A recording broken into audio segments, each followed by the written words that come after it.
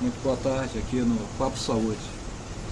A história é mais ou menos o seguinte: na semana passada eu estava conversando com o meu sogro sobre a questão do sal rosa, né? Hoje se fala muito com relação à questão do sal rosa, se fala das vantagens, se fala do sal light, né? E isso tudo comparado com o sal refinado que nós todos consumimos hoje em dia. Nós não, porque eu já não estou mais consumindo. Isso tudo em parte é verdade. E a gente estava conversando e estava explicando para ele que, na realidade, o sal rosa, em termos do conteúdo salino, ou seja, do conteúdo de cloreto de sódio, que é o nosso sal de cozinha convencional, ele é praticamente igual. Basta você olhar na literatura da internet e tudo, você vai ver que a composição química, em termos de cloreto de sódio, é praticamente igual. Então, qual é a grande vantagem do sal rosa, na realidade? Ora, quando nós olhamos o sal de cozinha, o sal refinado convencional, é um sal, na realidade, é tirado de uma fonte marinha, né? Normalmente o processo é por secagem salinas. No Brasil é extraído especialmente em Mossoró, também no Espírito Santo. Esse sal, é claro que vem com uma série de contaminantes marinhos e tudo mais. Esse sal, então, é submetido a um intenso processamento químico, incorporados muitos químicos nocivos a ele. No final ele fica clarinho, é colocado elementos também químicos para que ele não grude um no outro.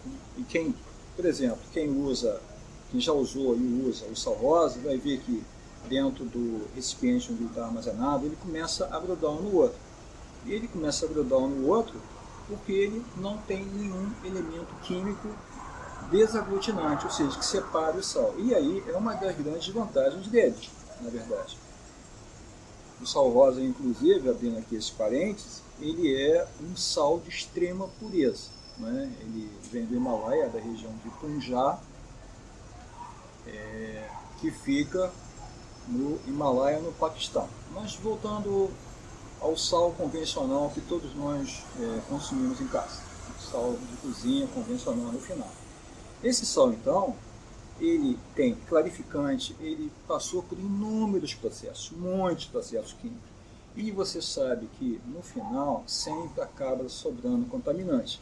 Isso é que eu estava explicando para o meu sogro com relação à questão do sal de cozinha convencional. Esse sal de cozinha convencional também, além desses contaminantes todos que acaba ficando nele, tá? Ele tem um inconveniente, ele é pobre nos demais constituintes, porque ele é basicamente cloreto de sódio.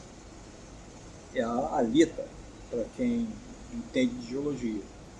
Já ao contrário, no sal rosa, no sal do Himalaia, né? E o sal é rosa na realidade, não é porque é colocado nenhum corante. Eu falei antes que o sal era puríssimo. Na realidade, ele é rosa porque na composição dele, né, que ficou lá armazenada em depósitos subterrâneos por da ordem de 200 milhões de anos, existe uma concentração relativamente elevada de óxido de ferro. E o óxido de ferro é que dá essa coloração rosada ao sal. Então é por isso que dá-se esse nome de sal rosa. Mas qual é a diferença básica, então, além da cor? A halita, o sal de cozinha, ele não tem nada, ele é só cloreto de sódio. Se você consumir em excesso, o que vai acontecer, que provavelmente acontece com muitas pessoas, é que, na maioria das vezes, ela pode ter um quadro de hipertensão e se tornar hipertensa ao longo da vida. Já com o sal rosa, mesmo lembrando que ele tem a mesmíssima quantidade de cloreto de sódio, varia muito pouco, na realidade, em termos de composição, ele tem outros constituintes muito benéficos à saúde, outros minerais. E os minerais são inúmeros. Chega até 84, segundo a literatura. Eu, honestamente, procurei os 84 numa fonte fidedigna, não encontrei. Mas você tem uma quantidade muito grande de magnésio, e o magnésio é fundamental, especialmente à saúde do cérebro, especialmente para as pessoas idosas, como no caso do meu sogro, saúde do coração, dos ossos, das juntas e tudo mais. Só por aí o consumo de sal rosa já se justificaria em substituição ao sal convencional que nós consumimos usualmente, que a população usualmente consome. Ele também tem outros constituintes, ele tem molibdênio, ele tem cobre, ele tem fósforo, potássio. O potássio também é fundamental para a saúde.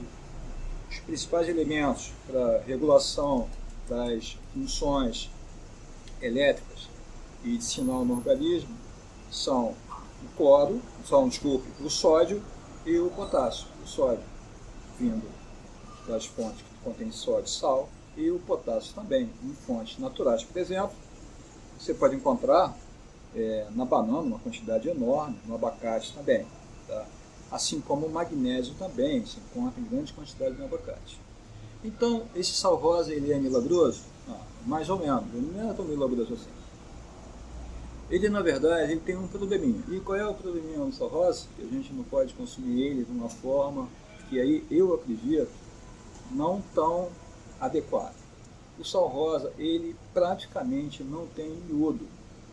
E o iodo é fundamental, especialmente para a regulação do hormônio da tireoide. Quer dizer, a depressão de hormônio do iodo pode causar problemas sérios com relação à questão da tireoide e mesmo ao mau funcionamento. E isso é agravado pelo fato do consumo que nós temos da água clorada, não é? Porque o cloro ele acaba deslocando o iodo do hormônio regulador da tireoide, e também o fato de nós utilizarmos pastas de dente que tem uma quantidade absurda de flúor, e o flúor não serve absolutamente nada. Isso é papo furado que evita cárie em criança, blá blá blá blá, isso é tudo mentirada, é a indústria querendo vender fluoreto de sódio, que é um subproduto dos processos industriais, e jogou isso dentro da pasta de dente de vários países. Na Europa, por exemplo, as pastas de dente não são fluoretadas como aqui no Brasil. No Brasil vale tudo, né? Então aqui é uma verdadeira bagunça, tá? E já se sabe que isso é super maléfico. Então, a presença do flúor e a presença do cloro, o cloro na água do dia a dia e o flúor na parte de dentro, uma concentração absurda, isso leva a um deslocamento do iodo da tireoide. Então, as pessoas, em geral, elas são pobres em iodo. E o iodo não é fundamental só para a regulação e funcionamento da tireoide. Ele é responsável por uma série de funções. Ele está, por exemplo, presente no coração, ele está presente na pele, ele está presente no tecido mole e no cérebro e em vários lugares. Normalmente as pessoas hoje em dia já consomem pouco iodo, isso porque, infelizmente, com a massificação da produção em campo, houve um empobrecimento muito grande do solo. Então, infelizmente, tem que se utilizar muita suplementação hoje em dia, porque o solo é muito pobre hoje em dia, especialmente em metais, e o iodo é um deles. E aí vem a questão da comparação entre o sal de cozinha, nosso, refinado convencional, e o sal rosa. O sal de cozinha, pela lei, ele é então suplementado com iodo. Por isso, quando você olha lá no rótulozinho da embalagem, está lá sal iodado. Aquilo ali é uma adição proposital de iodo que é colocada para que a pessoa então evite uma famosa doença chamada bócio. Isso aqui cresce, uma depressão que existe no funcionamento da tireoide em função do baixo teor de iodo.